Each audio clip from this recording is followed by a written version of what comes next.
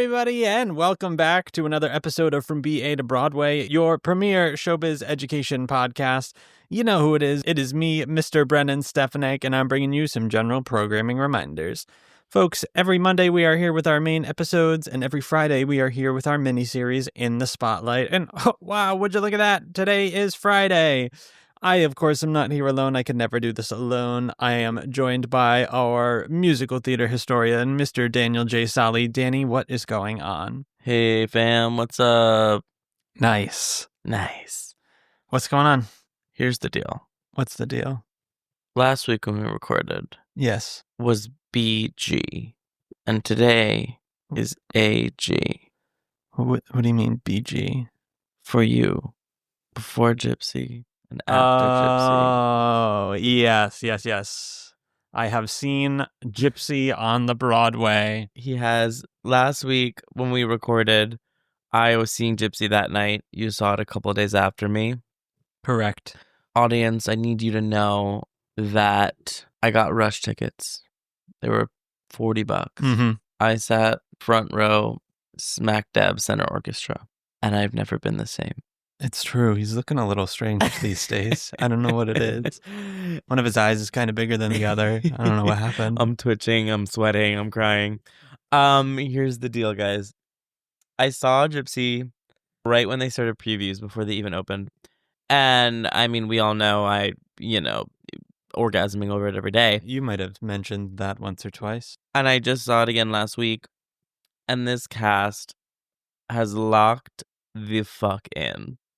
Like, Audra McDonald is doing acting that nobody in New York City could even compare. In the world. It is truly something legendary that you must see. Absolutely. This is like a once-in-a-lifetime opportunity to see the greatest actress of our generation play the greatest musical theater role for a female ever written, and you must go see it. That is exactly right. And you know what I'll say? What? I didn't speak on it because I didn't want to. Oh my God. I wasn't obsessed with Joy Woods the first time I saw the show. Mm-hmm. I gotta say, she is locked the fuck in. She is phenomenal. I walked away being like, okay, I'm a stan now. She's incredible. Heard. I think the way that she has just grown into this part and deepened into it, it's really cool. I mean, it's so hard to do because Broadway is inaccessible and expensive. But it's really cool to see a show like right when they open and then go several months later, and you get to just like, I mean, they're doing it 8 times a week. Obviously, they're gonna grow into the roles and grow into the show. But yeah, man. Yeah. She did Rose's Turn a foot away from my face, and I just full body chills. How did you like it as someone who didn't know Gypsy? The show was fine to me. I was definitely a little bit anxious just because I know that kind of woman very well, and there was a little bit of anxiety going on there. However, performance was absolutely incredible, otherworldly. I watched a Tony Award right there. Like, if Audra doesn't win, there's issues. If Audra doesn't win, we care about belting more than we do about acting. That is exactly right. And I'll say it again, Jordan Tyson, snubbed. Yeah. She's eating the goddamn scenery. To leave such a big impression with the role of June is really hard, and she does it. She does it so well. It's true. Just like, so top notch. And Leslie Margarita, one scene. You get one scene to be that stripper, and she leaves her mark. They did crazy. Even our trumpeter stripper, I was like, that girl's actually playing. She's pretty damn good. Playing. Yeah. No, incredible. Yeah. It was like, it's so funny. Every show that is like, Mama Rose is like, like the hardest role you could possibly play. Mm-hmm. You're on stage the whole time. You're singing a million songs. Every single other part in that show, absolute princess track. Oh, yeah. So, like, most people are only in one act. I think it's just like Rose, Louise, and Herbie who are in like the whole show. Yeah. And even them, they get these long breaks. They only, they get like 1 or 2 numbers and every, like, I was like, this is such a fun little Tulsa. You get like a huge number, a huge solo dance center stage, and then you go read a book backstage for 2 hours. Truly. incredible. Yeah, it was something to watch for sure. And then I also saw Death Becomes Her last night. How did you like it? Loved it. Well, it's very topical because that's what we're talking about today. No way, for real? Surprise, surprise. Wow, okay. Is this the first time we're doing something new that's on Broadway right now? No, we did Sunset. No, but like a show that is new to musical theater. I think so. I think so. Fun. Yeah.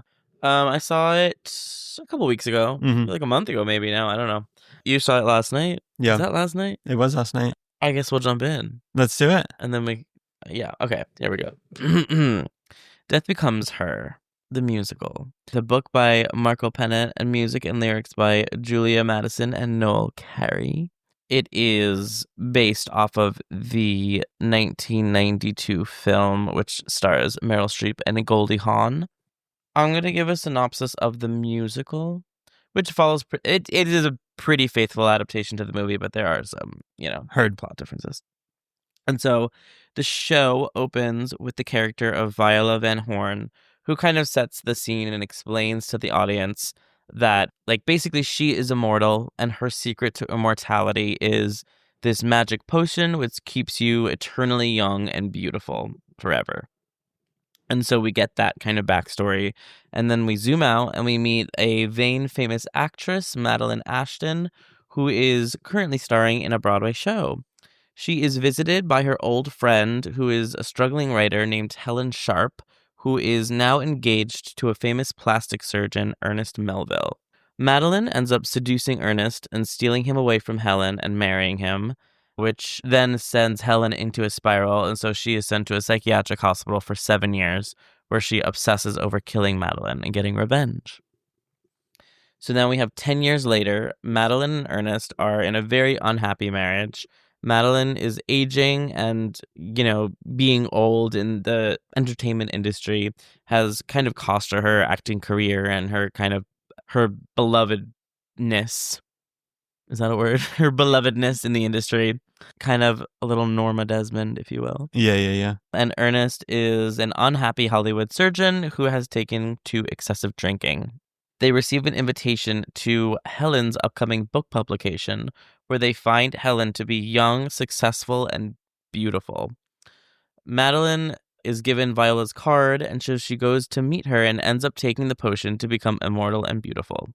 Viola warns her to take care of her body. That's the biggest warning you can get while taking this potion. Take care of yourself. Meanwhile, Helen rekindles her romance with Ernest and plans with him to kill Madeline and run away together. When Madeline gets home, Helen pushes her down the stairs and breaks her neck. And they presume she's dead, that is, until she reanimates and comes back to life. Madeline is clinically dead, but still alive thanks to the potion. And she learns that Helen has also taken the potion and that it was the key to her success. So now we have a sequence where they physically fight each other, which includes shooting a hole through Helen's stomach, being impaled by an umbrella, being decapitated, etc. Lots of physical comedy, folks. Mm-hmm. And so they are, it's the thing where they don't feel pain and they never die, but their bodies are, ruined now. So they beg Ernest to repair their bodies, and they promise him that he can leave forever once he is done. So he fixes them up. They realize they need him to keep fixing them forever. So they drag him to Viola's and try to make him take the potion. He says he would rather die than spend eternity with them, and is supposedly pushed to his death. Helen and Madeline reconcile once they realize that they are stuck together forever because they're both immortal. And kind of the deal that you make when you take the potion is that you'll live your normal life for the next 10 years, and then you have to go into hiding because you're immortal and people are going to realize that you're not aging. Yeah. So they're like, wow, we're stuck together. So then we do a 50-year time jump later. Madeline and Helen, who, because they don't take care of their bodies and they got into all those kooky fights, their bodies are just falling apart. Yeah. So they're just held together by, duct tape and makeup. And they run into an elderly Ernest who survived.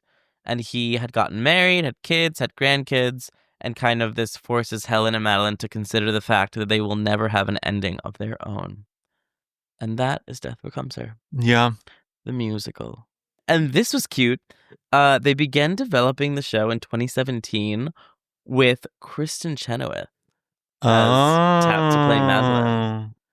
And I think she would have eaten. Oh, yeah. She would have been so good. I wonder if it was Queen of Versailles, and that's like she like Interesting. dropped this to do that. I don't know. But kind of cute that Megan Hilty came in to do it, Oh, yeah. as Megan Hilty was famously replaced Kristen as Glinda in Wicked. Yeah. History repeats itself, eh? Wow. And so they had an out-of-town tryout in Chicago in April of 2024, directed and choreographed by Christopher Gattelli, and costume design by Paul Tazwell, Oscar winner for the Wicked movie. Actually, I don't know if he won for the Wicked movie. Oscar nominee, possible winner for the Wicked movie. Understood. And this cast featured Megan Hilty as Madeline. Is it Madeline or Madeline? I think it's Madeline.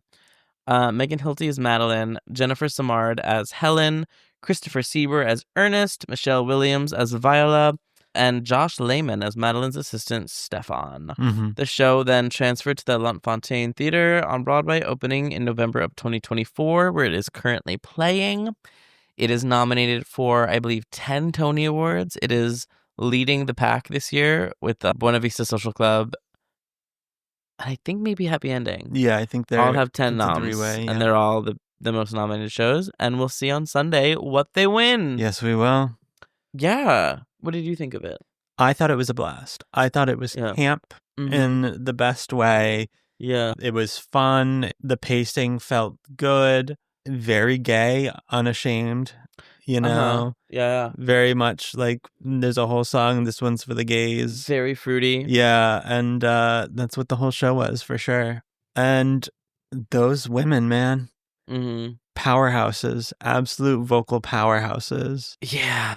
I had never seen Jennifer Simard live, or I guess I haven't seen either of them live before, but I hadn't really ever heard Jennifer sing. Crazy. Oh, Jennifer Simard is incredible. Yeah. She's that girl. She is like been in everything. Mm-hmm. You know what her Broadway debut was? What? Shrek. Oh my God. The musical. As the dragon? I think she was the fairy godmother, like one of the, fairy tale creatures. Obviously, she was in Company. She got Tony. She's Tony nominated for Disaster and Company. This is her third nom. Okay. Her first as lead actress.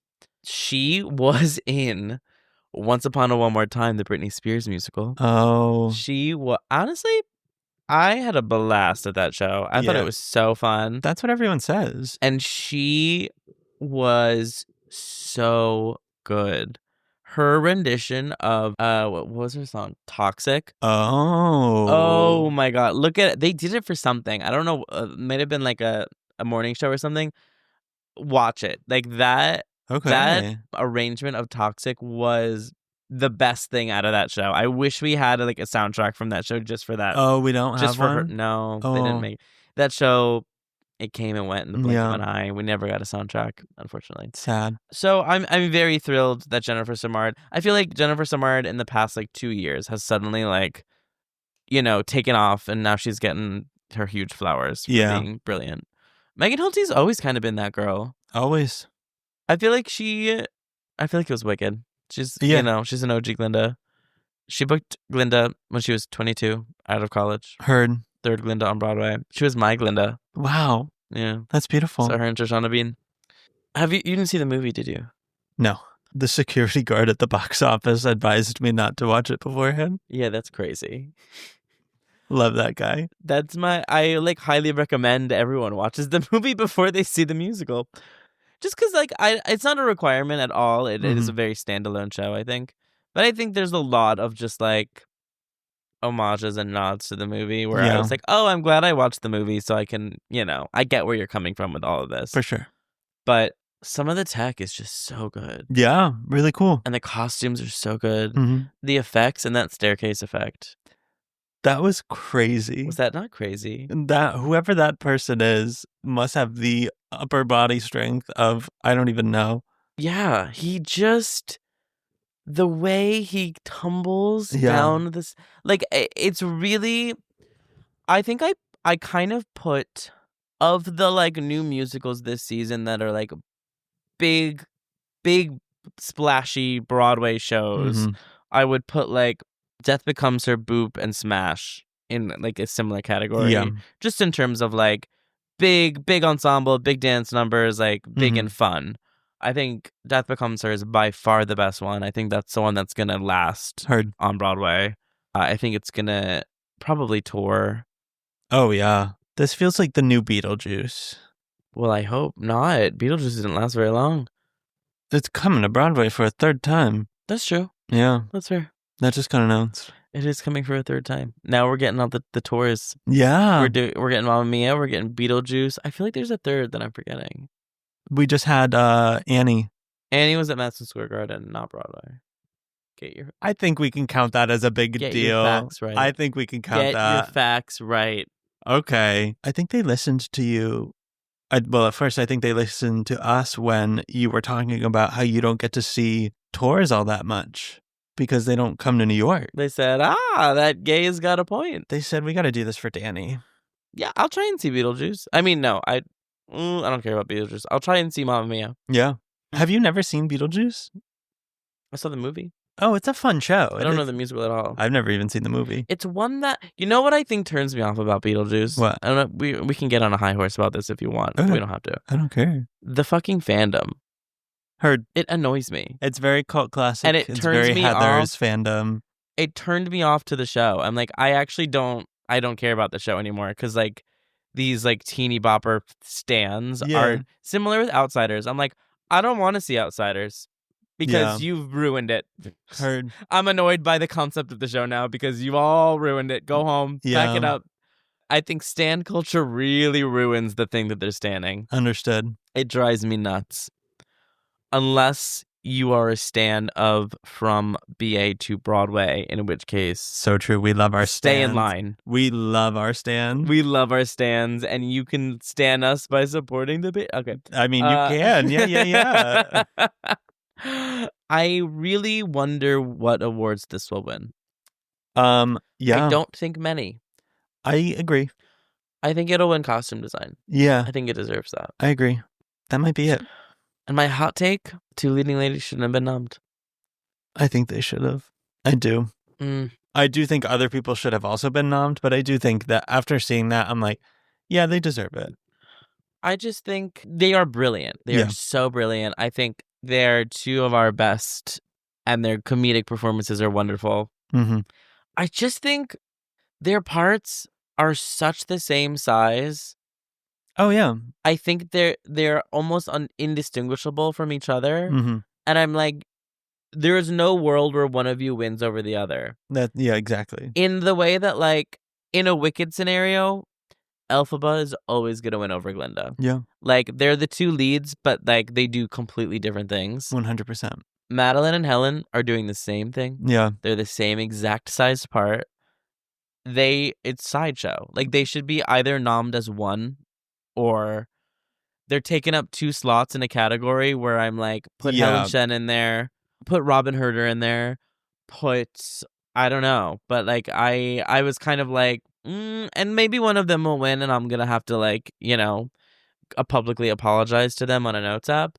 But on a notes app is crazy. But I'm just kind of like, there's no world in which either of them wins, and they're just taking up a spot. For sure. But that being said, they're both icons, and I would lick both of their feet if they asked me to. So that's where I get stuck. That was crazy again. Good for you, though. And I really love Jennifer Simard. And I love the Jennifer Simard-Chris Sieber pairing. Because they were a couple together in Company. Oh, they're like 10 years too old, but they'd be a good Seymour and Audrey. Yeah, they would. That would be cute together. Or I think it would be probably Megan and Christopher. I mean, who's to say? I think they both could. I feel like Megan's played it before.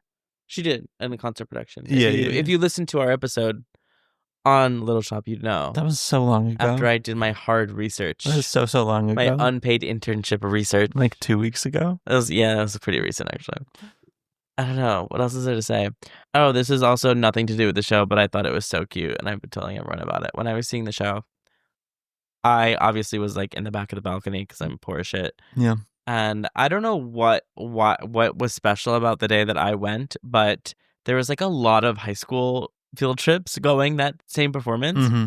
And I was like walking up this, the million stairs you walk to get to the balcony. And there was like a bunch of high school girls behind me. And I just overhear one of these girls being like, oh my God, I hope we're in the balcony. I hope we're in the balcony. Like, please let us be up in the balcony. Like, that's all I want. And I literally was like, girl, this is a school field trip. You're in the balcony. That's crazy. I was like, you're about to get your day freaking made, honey. Yeah. Wild. But it made it so fun because it was, when I went, it was like a rock concert. Yeah. Because there was like these like hundreds of excited teens watching the show. And I was kind of like, this is why we're here. That makes me happy that they were excited to see the show. It was honestly one of the more like heartwarming instances in theater where I was like, yes. Like, we all love this, right, kids? For like, sure. Everyone was screaming at every single song. Everyone was like laughing and applauding. It was so interactive. And I think I saw like a matinee. Okay. Like, I think it was like a Sunday matinee, maybe. Yeah. Like something where you wouldn't really expect there to be like that much energy. Totally. But there really was, and it was a blast. Nice. It's a really fun show. It's just fun. It is a really fun show. It's so fun. It's absolutely something that I would tell my dad to go see. Yeah. I should tell my dad to go see it. Oh, he'd love that. Yeah, he doesn't listen to this podcast, but I'll text him. Tell him that the girl from Smash is in it. She's not. Megan Hilty. Oh my God, the real girl from Smash. The real. You know what? If I tell him that, he'll Smash. be seated. He loves Smash. I bet I can get him to buy me a ticket. Do it. And the orchestra. Whoa. Because we pay for orchestra for Smash. Yeah, I definitely feel like it's going to have a long life. This one feels like it's going to stick around. This one feels like it is going to be a huge tourist thing. I can't really put my finger on why, but it's something about this movie to musical adaptation just works in a way that a lot of them don't work. No. This one just, it works. It doesn't feel pandery. No. Like, a lot of the times I'm like, okay, you phoned this in and you're just like relying on the movie name to sell your tickets. This one just like feels, I think it very naturally lends itself to being a musical, to being like theatrical, because it is. It's ridiculous and campy, and the movie is very theatrical, but it really lends itself well to the stage, I think. Yeah. And the score is fun. Yeah, no, there was a lot of hits in there, a lot of great stuff. It was kind of a sleeper hit for me, though. Like, I walked out of the theater being like, fun show. I'll never think about that score again.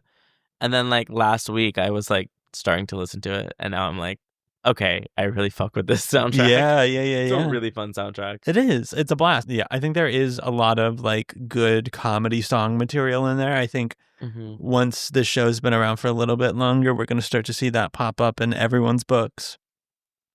Probably. I also think if you are in a college theater program, I think this is going to become a big, like, two female scenes and songs, which is great because they're great parts. Sure. But I think this is going to be the new, whenever there's like a no male necessary scene, teachers love that because usually there's a surplus of women in a college theater program. So I think this is going to be a really big thing for colleges. Totally. Both with like scene work and probably with their like student productions. And it's fun. Yeah. I would really recommend it. Me too. Everyone get out there and go see it. Did you rush it? No. Okay. Oh, do you want to hear? Well, you want to know my story with this? Yeah. I think you know it. I'm sure I do. So here's the thing. They probably I don't know how this happened or why this happened. I also want to start this story by saying I fully support and love understudies and swings. Oh, yeah. I have been one. I love them. I got tickets on like Today Tix, I think. I had a gift card. I had a gift card for my birthday. And I was like, I really want to go see Death Becomes Her. I literally was like, I don't care about Death Becomes Her. I want to see Jennifer Simard. Because at that point, I hadn't even seen the movie. I was like, I want to see Jennifer Simard. So I bought a ticket. And the day of the show, I got up like Today Tix, sponsored, not sponsored. They emailed me being like, hey Queen, Jennifer Simard is out today. That's how they wrote it too. Yeah, literally. They said, hey Queen. Jenny is out. So your options are to go to the show with the ticket that you have, or we can just refund you for the ticket, or we can get you 115% Today Tix credit. And I was like, am I missing something, or are you offering me more money than what I paid to not see the show? Yeah. So I was like, I'm going to take the money. Of course. So I got 110 or 115%, and I bought tickets to Death Becomes Her and Maybe Happy Ending. So I was like, okay, due for the price of one now. Yeah. So I went and saw Maybe Happy Ending, loved it. And then the second day that I was supposed to go see it, they said, hey, Queen, sorry, one more time, Jenny's out again. Do you want extra credits again? And I said, yeah, I do. So then I used that extra money to buy a better ticket in the mezzanine, or I think the balcony, to Death Becomes Her. And the third time I went and saw the show as planned. But I don't know what glitch in the system. I've gotten many tickets from Today Tix. Yeah. I've never been offered. I know, obviously, if the star is what's the rule? If the star is on the if it's billed on the marquee above the title, you can get your money back. Mm-hmm. I don't think Jennifer Simard's name is above the title, and I've never been offered more money than I paid. Heard. So I don't know what glitch in the Matrix I experienced, but I made money seeing that show. That's crazy. And I'll never get that high again. They don't know I know this trick. Literally. I literally was like, I need to go sit down and read this 3 times because I'm missing. Like, what's the catch? Like, you're offering me more? Mm-hmm. So that was crazy. And that was my story of Death Becomes Her. Bam. Good stuff. Yeah. I rushed it, and I was probably like the 20th person in line. Like, I was far back. Really? I didn't think I was getting a ticket. They still had them. I think they were just giving all the rest of them out as rush. So, I mean, I was way up in the nosebleeds, but still. What I just so wholeheartedly support and believe in are shows that are accessible. Yeah. And I think that Gypsy was so easy to get a rush ticket for. Yeah. Death Becomes Her seems to be a very rushable show. Mincemeat was very rushable. Mincemeat, very rushable. I don't know what Maybe Happy Ending's deal is about rush. I went after the box office had already opened. For Maybe Happy Ending? I think it opened at 10. I went at 11:15. I said, do you have one single rush ticket? They said, yeah, it's going to be in the orchestra. I said, great, thank you. Okay, that's a little alarming. It might be indicative it's not selling well. But I don't know. I just so believe in accessibility. Yeah. And I am so frustrated when no rush ticket, I fully believe this, no single rush ticket should ever be above $40. I agree. I think they should be capped at $40. And like, yeah, I am getting there 2 hours before and standing on a sidewalk. Mm-hmm. Like, I shouldn't be paying $70. That's crazy. Yeah. That is crazy. And I just, like, there are certain shows, I won't call them out by name, where I am like, you claim to be for the people, but you're actually just like creating this inaccessible theater for like the community that you claim to represent. Whatever. What show? Say it. I don't want to say it. We got to be honest on this pod. I just feel that way about Oh Mary, okay? Oh, yeah. Whatever. You're a capitalist just like the rest of them. That's true. Can't wait to see it eventually. Probably not. Mm. So that's my little soapbox. Heard. Also, unrelating to all of this, but relating to something we talked about last week, you're not going to get a Notes App apology from me, but we did get a Notes App apology from Patti LuPone. Yeah, we did. Crazy. Yeah.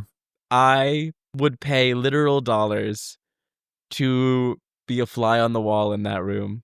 For sure. Like, which assistant, which PR management, which agent was like, hey, we actually have to do something about this. This is getting wild. I don't know. And I hope it's genuine. I do hope it's genuine. I'm imagining, you know what I'm imagining? You know, the scene in Harry Potter and the Deathly Hallows where the goblin has to go tell Voldemort that someone stole something from Gringotts. And he's like, and what did they take? They're like, a small goblin, sir. Yeah. It's just a body. Oh my God. That's so funny. That's what I'm imagining. She's like, and how many people signed the petition to keep me out of the Tonys? Yeah. And they're like, 500, ma'am. Stab. Throws a lamp at them. She says, can you go stand on the sidewalk for a moment? Throws lamp out window. On their head. Yeah, I wonder. I hope it's genuine. Yeah, I think it's that thing where it's like, yeah, we demand you apologize, and you did. Yeah. And that's what we asked for, and now we'll see what happens. Mm-hmm. It's a good step. Yeah. I don't know. We'll see. Wonder if she'll be at the Tonys. We'll see. I don't think she's going to be on the camera if she is. What if she, like, presents? That I don't think will happen. Well, I see a world where, depending on what's happening behind the scenes, like, I'm like, okay, maybe she did reach out to Keisha Lewis and Audra McDonald. Yeah. Made nice. I see a world where they're like... Now presenting the award, Audra McDonald, Keisha Lewis, and Patti LuPone. Where it's like, okay, everybody's friends again. Yeah. You know what I mean? But I don't know. There's also a campaign going around right now, which just kind of started very recently, to try and get Jasmine Amy Rogers a performance on the Tonys. Yeah. Which, like, sure, great, but it feels like it's happening very last minute, which makes me feel not great about the chances. I don't think it'll happen. Supposedly, my understanding is that you need to pay $300,000 to $400,000 to get a performance slot at the Tonys. Like, they're not free.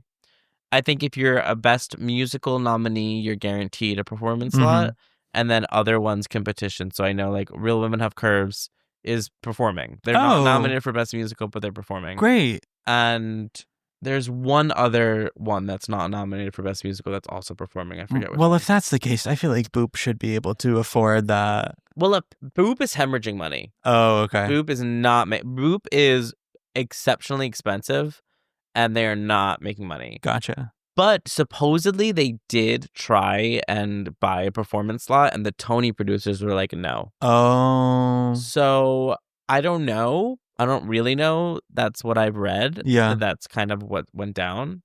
Yeah, it's interesting. Yeah. It's an interesting dilemma. I don't know what'll happen. I don't know.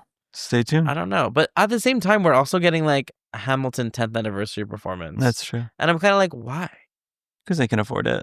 I guess, but I look, I'll say it. I'm no friend to Boop, but I think I would much rather see a performance from a show it should definitely be on there more. In the season by the leading lady who is nominated for the Tony. Totally. I'd rather see that than like an anniversary performance of a show from 10 years ago. Yeah. A great show from 10 years ago, one of the best we have, but like, okay, we should be seeing Jasmine Amy Rogers, especially, like, she just won the Drama Desk. Yeah. I really don't think she's going to win the Tony, but she's not, like, not in the running. Yeah, you know, like, she's won awards this season. Totally. Like, she's, like, up there. She's not, like, a random nominee where you're like, oh, you're nominated, but you're not going to win. Like, she's with them all. Totally. So I don't know. I think it's very interesting. I think it's great PR for her too. Oh yeah. Because people love her. She's getting like all her flowers this season. Totally. I think she'll win a Tony. I don't know about this one. Yeah. I think we're about to see like the rise of Jasmine Amy Rogers for sure, and she's great. Yeah. I don't remember if I said this in the last couple of weeks since I found out, but she did do community theater at a community theater that I used to attend. If anyone has seen my viral TikToks of my illegal Harry Potter play, she did community theater at that place. So also, if anyone listening has any connections, let me know, because I would love to have her on the pod so we can trauma bond. But yes, Death Becomes Her. Awesome show. Go see it. Very fun. I would recommend bringing your parents. Yeah. Who probably know the original movie. Watch the movie. It's a really fun movie. Very camp. Get a little cocktail beforehand. It's also a historic movie. They were one of the first movies to use CGI. Oh, that's crazy. Yeah. Oh, okay. Wow. Oh, also very gay. P.S. Happy Pride. This is the first episode that we're recording first Pride. Since June has started. June is busting out all over everyone. I'm not gonna. That's literally a lyric from Carousel. Oh, for real? God, you make me so sad sometimes. That is why we have this weekly segment. You thought I was being crass. That is a Rodgers and Hammerstein lyric. That sounds really crass. Come on. Oh my God. Come on. Oh God. Guys, please just ignore him. Okay. Anyways, happy Pride. Happy Pride. If there's a certain show you want to hear us talk about, you can let us know by finding us over on the Patreon. That is patreon.com/BA to Broadway. All of our principal tier Patreon members get to choose the shows we talk about. So get on over there and let us know what you want to hear. As always, you can find us on most social media platforms at BA2Broadway. You can find me at Brennan Stefanik. You can find me at DSauls, and you can also find me seated on Sunday for the Tonys, 8 p.m. Western Central Standard Time. My butt will be planted. I don't know what time it is. We didn't get invited, which is strange, so maybe... Oh, you didn't? I'd be so sad. They're like, and now from BA to Broadway's Daniel Solly presenting Best Actress. I think we need to start a campaign to at least be invited for next year. We could try. I think we got this in the bag. We could also just buy a ticket. No. Okay. We got to be right in the front. Right in the front. Yeah. We could try. I think so. I think we got this. Everyone, let them know how much you want to see us there. I'm willing to sit in between Audra, Patty. Oh, yeah. And Keisha. Yeah. I would love that, actually. I'll be the peacemaker. Anyways. No, I won't be, actually. That's too scary. I just got stressed out. Yeah. Well, folks, go tune into the Tonys, and until next week, bye. From BA to Broadway is created, produced, and edited by Brennan Stefanik, music by Dylan Kaufman, and cover art by Jordan Vongsithi.